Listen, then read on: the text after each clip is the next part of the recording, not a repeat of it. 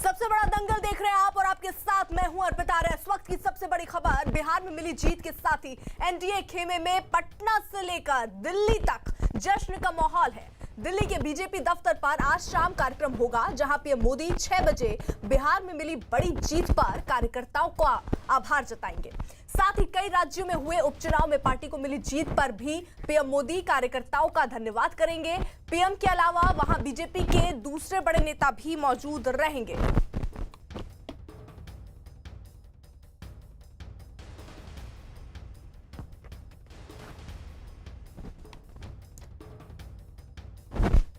तो आज शाम 6 बजे प्रधानमंत्री नरेंद्र मोदी कार्यकर्ताओं को संबोधित करेंगे, क्योंकि एक बड़ी जीत यहां पर उपचुनावों में बीजेपी को हाथ लगी है। वहीं बिहार को भूला नहीं जा सकता है, जहां बीजेपी को अकेले 74 सीटें मिली हैं और जेडीयू जो है वो 43 सीट पर सिमट गई, यानी 28 सीटों का नुकसान जेडीयू को हुआ है। हमारे साथ इस वक्त कुछ खास सहयोगी जुड़ रहे हैं। हमारे साथ अरुण इस वक्त मौजूद है, साथ ही साथ हमारे साथ चंद्रमोहन है और संदीप हमारे साथ है। संदीप, कुछ हलचल देख रहे हैं आप बीजेपी दफ्तर के बाहर है? देखिए, हलचलें अब तेज हो चुकी हैं, तैयारियां चल रही हैं। प्रधानमंत्री जब यहां पे पहुंचेंगे शाम को, तो जिस गेट से उस बिल्डिंग के अंदर एंटर करेंगे, वहां जो है बाकायदा एक बेहतरीन सा एक जो है टेंट लगाया जा रहा है, चारों तरफ से घेरा जा रहा है और धीरे धीरे जो है लोग जो है आना शुरू हो रहे हैं। हालांकि अभी तक कार्यकर्ता जो है उस लिहाज से नहीं आ रहे हैं जिस तरीके का दृश्य हम लोगों ने कल शाम को देखा, लेकिन उम्मीद की जा रही है कि 2 बजे के बाद जो है कार्यकर्ता भी यहां आना शुरू हो जाएंगे। साथ ही लाइटनिंग की जा रही है, क्योंकि रात को शाम 6 बजे जो है अंधेरा हो जाएगा। ऐसे में जब प्रधानमंत्री यहाँ पे होंगे और पूरे कार्यकर्ताओं को और देश के जो कार्यकर्ता हैं बीजेपी के, उनको जब संबोधित करेंगे, तो ऐसे में उसकी तैयारी अभी फ़िलहाल की जा रही है। पूरी तरीके से स्पीकर्स अंदर लगाए जा चुके हैं, खाने पीने के लिए बाकायदा हलवाई अंदर जा चुके हैं। गाड़ियां कोई जाने नहीं दी जा रही है, क्योंकि यहाँ पे यहाँ जो लोग आते हैं मिलने के लिए, उनको गाड़ियों के सारे अंदर जाते हैं, तो गाड़ियां अभी फ़िलहाल बंद है। इस पूरे रूट को जो है खाली रखा गया है। यहाँ पे कोई भी जो है गाड़ी पार्क नहीं होने दी जा रही है। फायर ब्रिगेड से लेकर हर वो सामान यहाँ पे जो है तैनात किया गया है, ताकि जब प्रधानमंत्री आए तो उससे पहले सुरक्षा के चाक चौबंद बंदोबस्त हो। साथ ही जो पीएम सिक्योरिटी है, एसपीजी है, इस पूरी बिल्डिंग को जो है उन्होंने पूरा सर्च कर चुके हैं वो लोग, और पूरी तरीके से इस बिल्डिंग को एक अभेद किले के तौर पर जो है बना दिया गया है। क्योंकि 6 बजे आएंगे, बहुत सारे लोग भी होंगे, ऐसे में कोशिश यही है कि सोशल डिस्टेंसिंग का भी पालन हो और कोरोना के मद्देनज़र जो है इस बार जो है वो देखा जाएगा। साथ ही क्योंकि पॉल्यूशन बहुत ज़्यादा है, इस वक्त लेवल बहुत ख़राब है यहाँ पे एयर क्वालिटी का, तो ऐसे में यहाँ पे पटाखे भी ठीक है। संदीप रहिए आप हमारे साथ। देखिए, बिहार में जीत के बाद पटना में बीजेपी दफ्तर में अब नए पोस्टर लगाए गए हैं। पहले जो पोस्टर लगे थे उनमें लिखा था बीजेपी है तो भरोसा है, वहीं अब जो पोस्टर लगाए गए हैं उनमें धन्यवाद बिहार लिखा गया है।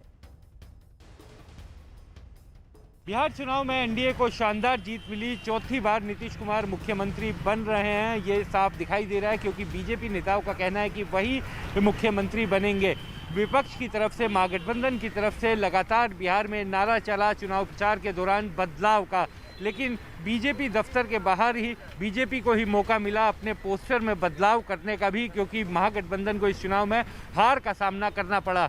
बीजेपी दफ्तर के बाहर अभी तक एक पोस्टर लगा हुआ था, बड़ा पोस्टर, जिस पर भाजपा है तो भरोसा है, एनडीए को जिताएं, और प्रधानमंत्री नरेंद्र मोदी की बड़ी तस्वीर लगी हुई थी। लेकिन अब नया पोस्टर लगाया जा रहा है जिसमें धन्यवाद बिहार कहा जा रहा है, और इसमें बीजेपी अध्यक्ष जेपी नड्डा, प्रधानमंत्री नरेंद्र मोदी और सुशील मोदी और संजय जायसवाल, भारतीय जनता पार्टी के चारों बड़े चेहरे, 2 स्टेट के नेता और 2 केंद्रीय नेता, उनकी फ़ोटो यहाँ पर लगी हुई है। तो यानी पोस्टर बदलने का मौका भी एनडीए बीजेपी को ही मिला, जबकि नारा ये पूरे चुनाव के दौरान महागठबंधन का था। अरुण हमारे साथ इस वक्त मौजूद हैं, तेजस्वी यादव के घर के बाहर मौजूद हैं। अरुण, देखिए भाई, दोनों अलग रुख, कल इतने सस्पेंस के साथ आरजेडी के ज्यादातर कार्यकर्ता दिख रहे थे तेजस्वी यादव के आवास के बाहर, आज जरा स्थिति बताइए क्या है वहां पर? क्या तेजस्वी यादव आएंगे सामने, संबोधित करेंगे अपने उन कार्यकर्ताओं को जो अभी भी बैठे हुए हैं कई बार कि हाँ तेजस्वी यादव कुछ बोल दे? देखिए, तेजस्वी यादव अभी भी अपने घर में है और जो कुछ भी हुआ है उसको एनालाइज कर रहे हैं। अभी मैंने देखा कि जो उनके राज्यसभा के सांसद हैं मनोज झा, वो भी गए और 13 वोट से जिनकी शिकस्त हुई शक्ति सिंह, वो भी अंदर गए हैं। कल की तरह कार्यकर्ता बहुत ज़्यादा संख्या में तो नहीं है, लेकिन आज भी कार्यकर्ता आए और देखिए मिलने की कोशिश कर रहे हैं। अभी तक अंदर कोई गया नहीं है कार्यकर्ता, जो पार्टी का है, बड़े नेता ही सिर्फ जा रहे हैं। और अगर इधर भी देखिए आप बाहर सामने की तरफ, यहाँ भी कार्यकर्ता आए हैं उत्सुकता से। उनकी कोशिश है कि अंदर जाके तेजस्वी यादव से एक बार मुलाकात करें। आप लोग क्या मुलाकात करने आए?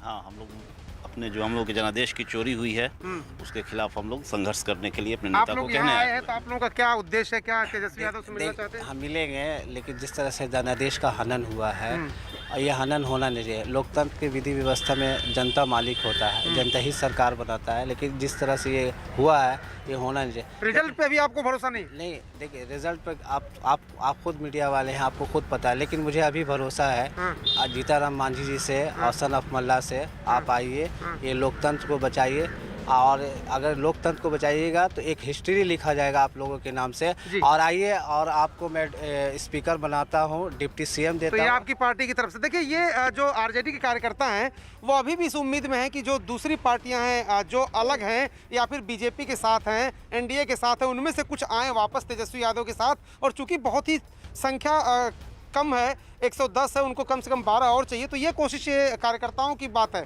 नेताओं से अभी बात हो रही है कि नहीं, ये अलग बात है। क्या वो इस तरह का कोई ऑफर दे रहे हैं, अलग बात है। लेकिन कार्यकर्ताओं की इच्छा ये है कि अभी भी सरकार बन सकती है, तो उम्मीद इनको अभी भी है।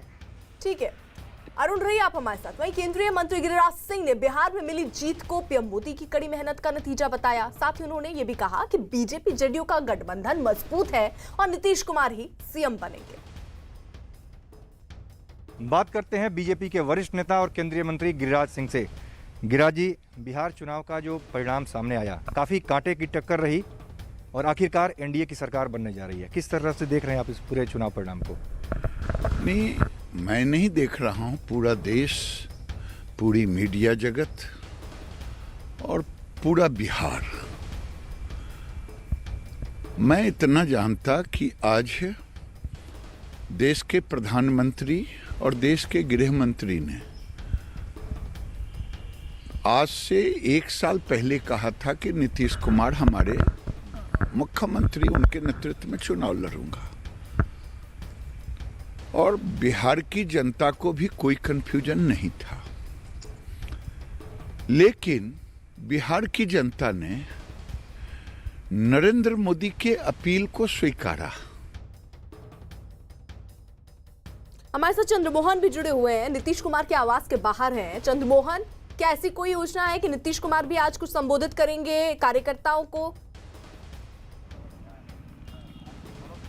बिल्कुल, देखिए अब तक तो ऐसी कोई आधिकारिक सूचना नहीं आई है, लेकिन नीतीश कुमार अभी अपने घर में मौजूद हैं और उनके जो करीबी नेता हैं और अधिकारी हैं वो अभी घर पर पहुंचे हैं। अब से थोड़ी देर पहले अशोक चौधरी, जो कार्यकारी जेडीयू के अध्यक्ष हैं और बिहार सरकार में मंत्री भी थे, साथ ही जो विजय चौधरी हैं विधानसभा अध्यक्ष, वो यहाँ पर पहुँचे हैं। और इसके अलावा 2 अधिकारी पहुंचे हैं, जिसमें डेवलपमेंट कमिश्नर और साथ ही चीफ सेक्रेटरी हैं, वो यहाँ पर पहुंचे हैं। बातचीत चल रही है, अंदर में मीटिंग भी चल रही है कि आखिर अब आगे सरकार बनाने की क्या योजना है। और यह माना जा रहा है कि जल्द ही जो इनके विधायक दल की बैठक है वो होगी। हालांकि यह ज़रूर ऐलान कर दिया गया है हम की तरफ से कि कल उनका 11:30 बजे मीटिंग होगी और जो भी एनडीए में पार्टियां हैं उनकी पहले अलग अलग बैठकें होंगी। उनके विधायक दल की पहले बैठक होगी और उसके बाद फिर यहाँ पर सभी विधायक पहुँचेंगे, लेकिन अभी इसकी आधिकारिक सूचना नहीं मिल पाई है। हाँ, ये ज़रूर है कि जो नीतीश कुमार के करीबी नेता हैं, करीबी अधिकारी हैं, वो ज़रूर आवास में अभी पहुँचे हैं। ठीक है, चंद्रमोहन रहिए आप हमारे साथ। बिहार चुनाव का बिगुल बजने के साथ ही ये चर्चा भी शुरू हो गई थी कि इस साल सत्ता विरोधी लहर में नीतीश की सरकार बह जाएगी, लेकिन नतीजे इशारा कर रहे हैं कि बिहार में एक लहर चली और इस लहर ने नीतीश कुमार की सत्ता और सम्मान दोनों को बचा लिया। इस लहर का नाम है मोदी लहर। अब तक बीजेपी को ही मोदी नाम का सहारा था, लेकिन कभी मोदी के प्रतिद्वंदी रहे नीतीश कुमार के लिए भी इस चुनाव में मोदी नाम तारणहार बन गया है।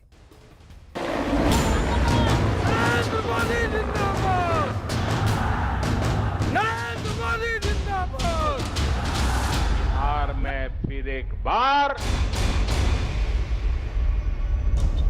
एनडीए की सरकार बनने जा रही है। बिहार को नई ऊंचाई पर पहुंचाएंगे। भारत की राजनीति में जीत का दूसरा नाम मोदी है। जिस चुनावी धरती पर मोदी का चेहरा उतार दिया जाए, निसंदेह जीत का पलड़ा उसी ओर झुक जाता है। हर आकलन, हर सर्वे एनडीए की जीत का दावा कर रहा है। बिहार का चुनाव जब शुरू हुआ तब राजनीतिक हलकों में चर्चा आम थी कि इस बार सत्ता विरोधी लहर में नीतीश की कुर्सी बहनी तय है। लेकिन जैसे जैसे 10 नवंबर का सूरज चढ़ा, वैसे वैसे ये तय होता गया कि नीतीश की मझधार में फंसी नैया के खेवैया नरेंद्र दामोदर दास मोदी ही हैं। प्रधानमंत्री नरेंद्र मोदी ने बिहार चुनाव में नीतीश सरकार और केंद्र सरकार की नीतियों का जमकर प्रचार किया कि 2200 सीट जीतकर हम एनडीए की सबके अभिनंदन करतानी। पूरे चुनाव में एनडीए का प्रचार तंत्र मोदी के इर्द गिर्द ही घूमता रहा। बिहार चुनाव में अब तक बीजेपी नंबर 2 की खिलाड़ी बनकर खेलती आई, लेकिन इस चुनाव से बाजी पलट गई। केंद्र में ताकतवर होने के बावजूद बीजेपी हमेशा बिहार में नीतीश की छाया में चलती आई, लेकिन 2020 के चुनाव की अलग कहानी बीजेपी के पोस्टरों पर नजर आने लगी। बीजेपी के चुनावी पोस्टरों से बिहार के पोस्टर बॉय सुशासन बाबू नीतीश कुमार गायब हो गए। पोस्टर नजर आए सिर्फ और सिर्फ नरेंद्र मोदी और चुनावी प्रचार में जिक्र आया तो केंद्र सरकार की योजनाओं का। इसीलिए बीजेपी कह रही है कि ये जीत तो मोदी नाम से ही मिली है। बिहार के चुनाव में एनडीए को निर्णायक विजय और बहुमत मिला है। ये बिहार की जीत है, ये बिहार की जनता की जीत है और ये उन सबों की जीत है जो बिहार के विकास में विश्वास करते हैं। बिहार चुनाव में नरेंद्र मोदी ने नीतीश कुमार के साथ मंच तो साझा किए, उनकी सराहना भी की, लेकिन बीजेपी के पोस्टरों में नीतीश कहीं नहीं नजर आए। उसकी वजह थी बीजेपी ने भांप लिया था कि अगर नीतीश के नाम पर चुनाव लड़ा गया तो समझो चुनाव हाथ से गया। एनडीए का पूरा कैंपेन नरेंद्र मोदी के काम पे, पिछले 6 साल के उनके काम पे, सारी उनकी केंद्र की योजनाएं उसी पे केंद्रित हो गया। नीतीश को पोस्टरों तक से हटा दिया गया, क्योंकि और नीतीश ने भी इसमें सहयोग किया। उन्होंने इसका बुरा नहीं माना, क्योंकि उनको मालूम था कि अगर सत्ता आनी है तो नरेंद्र मोदी के अभियान से उन्हीं के नाम पर आएगी और उसके लिए उनका सहयोग उन्होंने किया। ये जंगल राज के युवा जिस भी सभा में नरेंद्र मोदी बोले, उन्होंने सुशासन की बात दोहराई, केंद्र सरकार की योजनाओं का हवाला दिया और बिहार को बार बार वो अतीत याद दिलाया जिसे जंगराज कहा जाता था। उन्होंने याद दिलाया कि लालू राज में अपहरण, हत्या, फिरौती जैसे अपराध की कलम से अराजकता का अर्थशास्त्र लिखने वालों ने कौटिल्य की धरती का गौरव कैसे मिटा दिया था। बिहार को अराजकता और अव्यवस्था के किस दलदल में धकेल दिया, ये आप में से अधिकांश ने अनुभव किया है।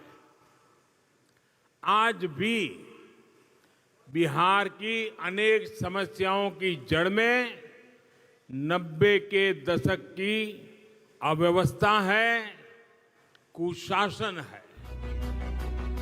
नरेंद्र मोदी ने चुनावी मंचों से बिहार की अस्मिता, बिहार के गौरव के मुद्दे को उठाया और देखते ही देखते बिहार में सत्ता विरोधी लहर के बजाय मोदी लहर चलने लगी।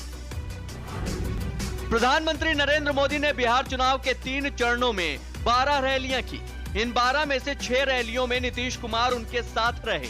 कुल 12 रैलियों में 110 सीटों के लिए मोदी ने एनडीए का प्रचार किया और अब नतीजे इशारा कर रहे हैं कि मोदी का प्रचार कैसे तेजस्वी पर प्रहार बनकर टूटा। इस चुनाव में, एक राज्य के चुनाव में नरेंद्र मोदी ने 3 बार में 12 सभाएं की और जहां जहां वो गए हैं करीब 65 सीटें उन इलाकों में आती हैं और लगभग हर सीट पे बीजेपी ने बेहतर प्रदर्शन किया, बहुत सारी सीटें उसमें जीती। बिहार के चुनाव में एनडीए के सामने वैसी ही चुनौती थी जैसी बीजेपी और सहयोगी दलों के सामने उत्तर प्रदेश के विधानसभा चुनाव में थी। उत्तर प्रदेश में भी दो राजनीतिक घरानों के दो युवा नेताओं के बीच की टक्कर थी। 3-4 साल पहले जब उत्तर प्रदेश में चुनाव हुआ था तो वहां भी ऐसे डबल युवराज बस के ऊपर चढ़ के काली जैकेट पहन के गांव-गांव हाथ हिला रहे थे और उत्तर प्रदेश की जनता ये डबल युवराज को वहां पहचान गई थी, उनको घर लौटा दिया। बिहार में स्थिति वैसी ही बनी। राहुल गांधी ने आरजेडी के युवा नेता तेजस्वी का हाथ थाम लिया और मैदान में कूद गए। इस जोड़ी पर ही प्रधानमंत्री मोदी ने जमकर प्रहार किया। एनडीए को दिए आपके एक वोट से ही संभव हो सका है। आज बिहार के सामने डबल इंजन की सरकार है तो दूसरी तरफ डबल युवराज भी है और एक तो जंगल राज के युवराज भी है। बिहार में कांग्रेस ने उतने जोश से चुनाव भी नहीं लड़ा जितने जोश में वो उत्तर प्रदेश में नजर आई थी। महागठबंधन की ओर से कोई नजर आया तो सिर्फ तेजस्वी यादव। तेजस्वी यादव ने 21 दिन में 251 चुनावी सभाएं की। उन्होंने हर दिन औसतन 12 रैलियां की। इनके अलावा 4 रोड शो भी किए। इस चुनाव में राहुल गांधी ने केवल 8 ही रैलियां की। राहुल गांधी की राजनीतिक छवि के बारे में देश की राय सब जानते हैं और तेजस्वी की हार का एक फैक्टर ये भी हो सकता है। तेजस्वी यादव का अभियान बिखरा रहा। उन्होंने जो मुद्दे उठाए वो लोकप्रिय बहुत हुए, बहुत लोगों ने पसंद किया उनको और उन बातों पे जनता ने, नौजवानों ने ध्यान भी दिया, बिहार की जनता ने भी ध्यान दिया। लेकिन कांग्रेस का उसमें कोई बहुत योगदान नहीं था। कांग्रेस ने सब कुछ बिखरा रहा और वास्तव सच्चाई ये है कि राहुल गांधी का पिछले कई वर्षों में कोई बहुत पॉजिटिव काम नहीं है, ज़्यादातर काम नेगेटिव ही है, इसलिए उसका नुकसान उनको हुआ होगा। मोदी नाम ने न सिर्फ बिहार की सत्ता और नीतीश का सम्मान बचाया है बल्कि साथ ही साथ बिहार बीजेपी को नीतीश कुमार की छाया से निकालकर बड़े भाई का दर्जा भी दिला दिया है।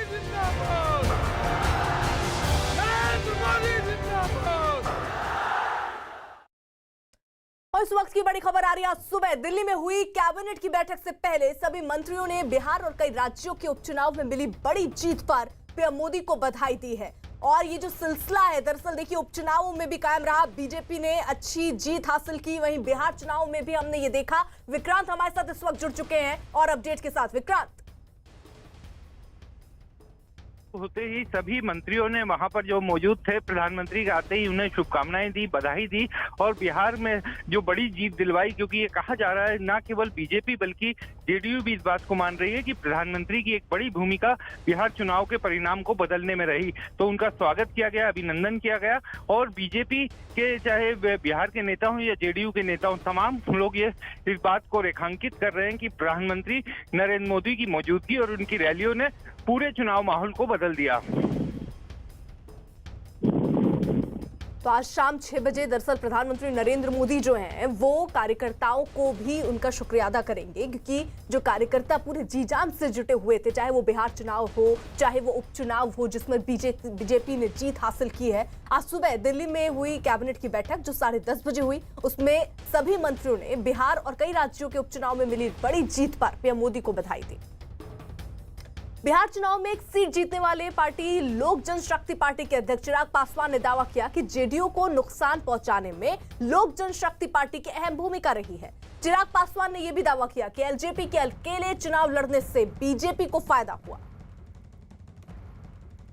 देखिए तो आंकड़े ही आपको बता रहे हैं कि जदयू को नुकसान करने में लोक जनशक्ति पार्टी कितनी सफल हुई है।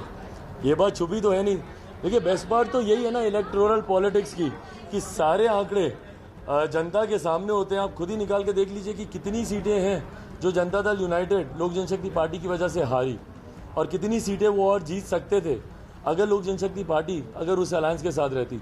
बट बहरहाल जैसा मैंने कहा कि किसी को हराने जीतने से ज़्यादा मेरा लक्ष्य ये था कि बिहार में एक विकास की सोच रखने वाली सरकार बने। भारतीय जनता पार्टी एक बड़े भाई की भूमिका में है। मेरा विश्वास है कि बिहार आगे बेहतर प्रदर्शन करेगा। बिहार चुनाव के नतीजे साफ होने के बाद अब ये सवाल बड़ा हो गया कि नीतीश कुमार चौथी बार सीएम की कुर्सी तक पहुंचने में कैसे कामयाब हुए, जबकि चुनाव पूर्व तेजस्वी का पलड़ा भारी नजर आ रहा था। नीतीश के लिए सबसे मुश्किल 15 साल की सत्ता विरोधी लहर से लड़ाई थी, जिसे खत्म करने में मोदी लहर का सबसे अहम रोल रहा। लेकिन इसके साथ ही बिहार की महिलाओं और साइलेंट वोटर्स ने भी नीतीश की नैया पार लगाने में काफी मदद की। बिहार में फिर चला मोदी मैजिक।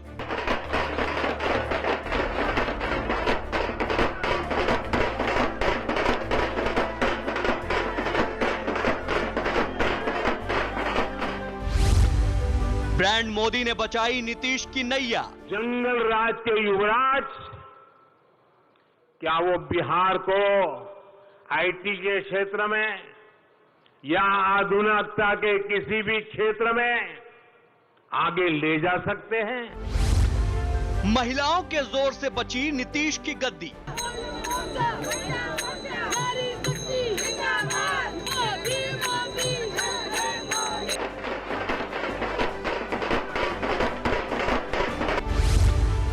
साइलेंट वोटर्स ने बचाया नीतीश का सिंहासन। आज नीतीश बाबू के जीतावा, बिहार फिरो से आबाद, बिहार फिरो। सारी महिला करे जय जय करवा, छठी मैया दे देला नया सिरवा। बिहार चुनाव में कोरोना की वजह से मतगणना में भले ही देरी हो रही हो, लेकिन एग्जिट पोल को झुठलाते हुए नीतीश कुमार चौथी बार कमान संभालने की ओर कदम बढ़ा चुके हैं। अब तक आए चुनाव परिणामों से बिहार में सत्ता की जो तस्वीर बनती दिख रही है, उससे ये लगभग साफ हो गया कि ज्यादातर सियासी जानकारों के गणित को जनता ने बिगाड़ दिया है। बिहार चुनाव प्रचार के दौरान जगह जगह से नीतीश कुमार के खिलाफ सत्ता विरोधी लहर की खबरें आ रही थी। तेजस्वी यादव की सभाओं में आने वाली भीड़ ने इस तरह की खबरों को और ज्यादा हवा दे दी थी। और जब एग्जिट पोल के नतीजे सामने आए तो ऐसा लगने लगा कि नीतीश कुमार की कुर्सी डोल गई है। लेकिन चुनाव नतीजों ने सारे आकलन गलत साबित कर दिए हैं। ऐसे में अब इस बात पर बहस होनी जरूरी है कि आखिर वो कौन से ठोस कारण रहे जिनके कारण नीतीश कुमार की वापसी संभव हुई।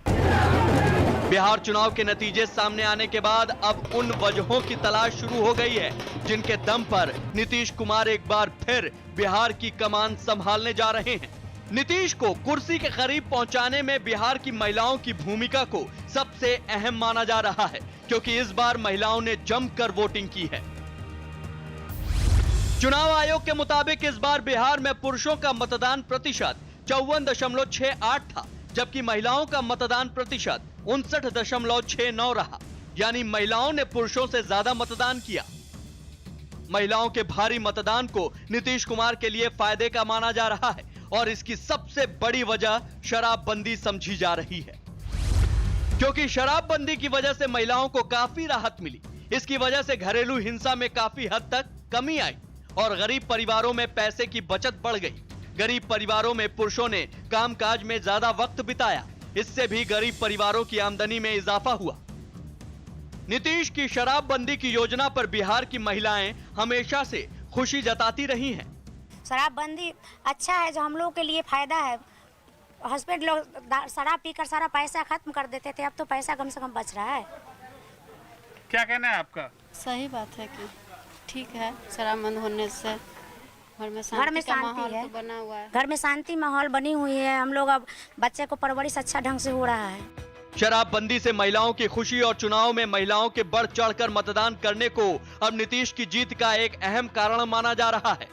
नीतीश कुमार ने जो शराबबंदी का कानून बनाया और उसको लागू किया, निश्चित तौर पर उसकी वजह से बिहार में जो महिलाएं हैं वो उनके हक में आई, क्योंकि शराबबंदी कानून लागू होने के बाद घर के अंदर जो उनके लिए कलह की परिस्थिति होती थी वो खत्म हुई। घर के पुरुष जो शराब पर काफी अधिक पैसे खर्च कर दिया करते थे, उसमें कहीं ना कहीं रोक लगी। कानून व्यवस्था बेहतर हुई। सड़क पर शराब पीकर मनचलों के छेड़ने का खतरा कम हुआ। तो ये तमाम चीजें ऐसी रही जिसकी वजह से शराबबंदी कानून को महिलाओं ने उसको जो है सो अच्छा माना और इसीलिए नीतीश कुमार के हक में वोट भी किया। एनडीए गठबंधन के पक्ष में महिलाओं के मतदान करने की वजह सिर्फ शराबबंदी ही नहीं है। नीतीश कुमार ने राज्य में कई ऐसी योजनाएं चलाई जिनका सीधा फायदा महिलाओं को मिल रहा है। नीतीश कुमार ने बिहार में स्कूल जाने वाली लड़कियों को सरकार की ओर से साइकिल देने की योजना शुरू की है। इसके अलावा ग्रेजुएट करने वाली लड़कियों को 55,000 का ग्रांट, पंचायत में महिलाओं की 50% की हिस्सेदारी और सरकारी नौकरी में 35% का कोटा दिया गया। माना जा रहा है कि नीतीश की इन योजनाओं ने महिलाओं को उनके पक्ष में किया और चुनाव में इसका उन्हें सीधा फायदा मिला। नीतीश कुमार जब शासन में आए तो उन्होंने महिलाओं को लेकर कई सारे खास प्रोविजन किए, चाहे वह छात्राओं के लिए साइकिल की व्यवस्था करनी हो, छात्रवृत्ति की व्यवस्था करनी हो, या फिर आप ध्यान देखिए पंचायतों में 50% का आरक्षण, यह देश में पहली बार हुआ था। तो निश्चित तौर पर इससे महिलाओं को एम्पावरमेंट की अनुभूति हुई और वो एक सॉलिड वोट बैंक के तौर पर वह जुड़ी नीतीश कुमार के साथ, जिसका फायदा हर चुनाव में उनको कहीं न कहीं होता रहा है। नीतीश की 15 साल की सत्ता विरोधी लहर को काटने में केंद्र की योजनाओं का भी काफी रोल है। केंद्र सरकार की वो योजनाएं जो सीधे गांव तक पहुंची और जिनका फायदा सीधे महिलाओं को मिला, उन्होंने भी महिला वोट एनडीए की झोली में ला दिया। केंद्र सरकार की उज्ज्वला योजना से घर घर गैस सिलेंडर पहुंचा, जिससे महिलाओं को काफी राहत मिली। इसके अलावा जनधन योजना से गरीबों के खाते में सीधे पैसे पहुंचे। किसान सम्मान निधि के तहत गरीब किसानों को 6,000 रुपए मिले और आयुष्मान योजना से चिकित्सा सुविधा मिली। कोरोना काल में प्रधानमंत्री गरीब कल्याण अन्न योजना से गरीबों को अनाज मिला। इन सभी योजनाओं का फायदा गांव में गरीब किसानों और मजदूरों को सबसे ज्यादा हुआ, जो बिहार के चुनाव में निर्णायक भूमिका निभाते हैं। मोदी हमरा के नल दल है, लाइन दल है, कोटा दल है, वृद्धा पेंशन देता रहे, गैस दल है, उनका का नजर तारा का दे। केंद्र की इन योजनाओं ने लोगों की जिंदगी पर क्या असर डाला, इसका अंदाजा प्रधानमंत्री मोदी ने शायद बहुत पहले ही लगा लिया था। यही वजह थी कि उन्होंने अपनी रैलियों में इसका जिक्र भी किया और लोगों को केंद्र की योजनाओं की याद दिलाई। और उस वीडियो में मैंने देखा, बिना लाग लपेट के एक ही सांस में उस महिला ने कहा, मोदी हमरा के नल दहलन, मोदी हमरा के लाइन दहलन, बिजली दहलन, मोदी हमरा के कोटा दहलन, राशन दहलन, मोदी हमरा के पेंशन देता रे, मोदी हमरा के गैस दहले, उनका के वोट ना देवे ता तोहर के देव। माना यह जा रहा है कि प्रधानमंत्री की रैलियों ने बिहार चुनाव के नतीजे एनडीए के पक्ष में करने में अहम भूमिका निभाई है। इसके साथ ही डबल इंजन की सरकार और विकास का सिक्का भी चल गया। एनडीए के नेताओं ने अपनी रैलियों में लालू के 15 साल के जंगल राज की याद जनता को दिलाई, जो तेजस्वी के रोजगार के वादे पर भारी पड़ गया। आज बिहार के सामने डबल इंजन की सरकार है, तो दूसरी तरफ डबल युवराज भी है और एक तो जंगल राज के युवराज भी है। डबल इंजन वाली एनडीए सरकार बिहार के विकास के लिए प्रतिबद्ध है, तो ये डबल युवराज अपने अपने सिंहासन को बचाने की लड़ाई लड़ रहे हैं। तेजस्वी के नेतृत्व में महागठबंधन को बिहार के युवाओं से काफी आस थी, लेकिन एनडीए बिहार की जनता में लालू के जंगल राज की यादें ताजा कराने में कामयाब रहा और इसका असर नतीजों में दिख रहा है। डबल इंजन की जो सरकार है, और ये जो नारा जो है खुद नरेंद्र मोदी ने भी दिया था चुनाव के दौरान जब वो प्रचार के लिए आए, ओवेस्ली नीतीश कुमार के साथ जो उनकी जोड़ी केंद्र में यानी प्रधानमंत्री मोदी और राज्य में नीतीश कुमार, यह एक बड़ा ही फॉर्मिडेबल नारा था। और इसके साथ उन्होंने ये भी कहा कि अगर आप इसकी तरफ नहीं देखेंगे तो फिर सामने तो जंगल राज ही है, क्योंकि 15 साल जो लालू और राबड़ी के थे उसको जंगल राज के तौर पर ही जो है पोर्ट्राय करती रही हमेशा एनडीए से जुड़ी हुई पार्टियां। बिहार चुनाव में साइलेंट वोटर की भूमिका भी काफी अहम मानी जा रही है। एनडीए के नेताओं का ये भी कहना है कि उनके वोटर ज्यादा मुखर नहीं थे, इसलिए एग्जिट पोल और चुनावी लहर में वो कमजोर नजर आ रहे हैं। चुनावी परिणामों से ये साबित होता दिख भी रहा है। शुरू से हम इस बात को दोहरा रहे हैं कि हमारा feedback mechanism booth to booth हमें रिस्पांस आता है, फीडबैक आता है। उस फीडबैक के बेसिस पे मुझे पूरी उम्मीद है कि एनडीए प्रचंड बहुमत से जीतेगी, सरकार हमारी बनेगी। वो हमारे साइलेंट वोटर्स होते हैं, इसलिए बहुत सारे लोग जो है वोकल नहीं होकर कुछ बोलते नहीं हैं, लेकिन हमारी सपोर्ट है, हम जमीन पे ट्रैक्शन है, दिखता है साफ कि हम जीत रहे हैं, उसमें कोई संदेह नहीं मुझे लगता है अभी अब तक के जो रुझान है। बिहार में नीतीश के नेतृत्व में एनडीए भले ही सरकार बनाने की ओर बढ़ रही हो, लेकिन ये भी एक सच है कि तेजस्वी ने एनडीए को जबरदस्त टक्कर दी और इस चुनाव में लालू कहीं नहीं थे। इससे तेजस्वी भले ही सरकार न बना सकी, लेकिन बिहार की राजनीति में उनका कद काफी बढ़ गया है। केंद्रीय मंत्री अश्विनी चौबे ने बिहार में मिले जनादेश पर जनता का आभार व्यक्त किया और इस जीत को पीएम मोदी के मार्गदर्शन में मिली जीत बताया। बिहार की जनता को, महान जनता को, उनके प्रति मैं आभार व्यक्त करता हूं और विशेष करके आदरणीय प्रधानमंत्री श्री नरेंद्र भाई मोदी जी को, जिन्होंने सचमुच में इस जीत को और बिहार की जनता के हृदय में जो पूरी तरह से उन्होंने अपना छाप छोड़ा है। यह जीत सचमुच में नरेंद्र भाई के परिश्रम का, उनके मार्गदर्शन की जीत है और इस जीत के लिए मैं कोटिशा बधाई भी देता हूं। बिहार में एनडीए की जीत से जुड़ी हर खबर देखिए news18india.com पर। कुछ दशक पहले जब पानी संरक्षण लोकप्रिय विचार नहीं था, तब चेन्नई में एक व्यक्ति ने द रेन सेंटर की स्थापना की थी, जो बारिश के पानी को संचय करने से जुड़ा सहायता और जागरूकता केंद्र है। शेखर राजवन आज मिशन पानी के लिए हमारे साथ शहरों में बारिश के पानी को बचाने के बारे में कुछ बताने आए हैं।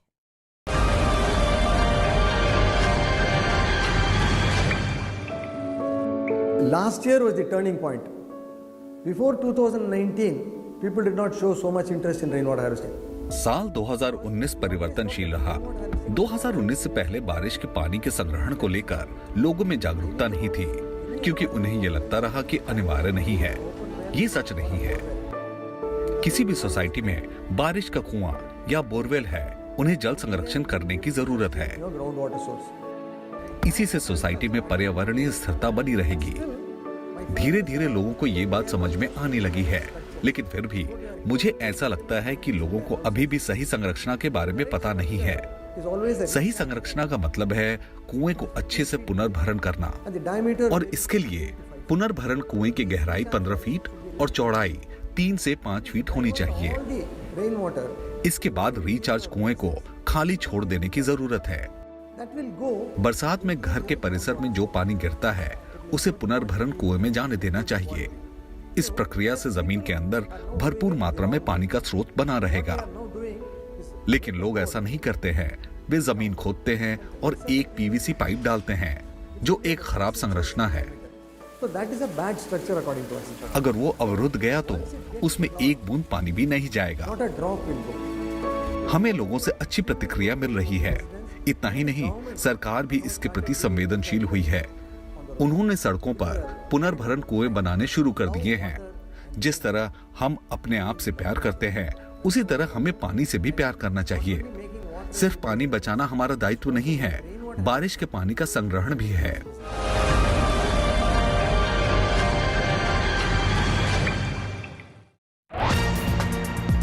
न्यूज 18 इंडिया एनबीए का सदस्य है और निष्पक्ष और जिम्मेदार पत्रकारिता के लिए बनाए गए नेशनल ब्रॉडकास्टिंग स्टैंडर्ड्स अथॉरिटी के नैतिक मानकों से संचालित होता है।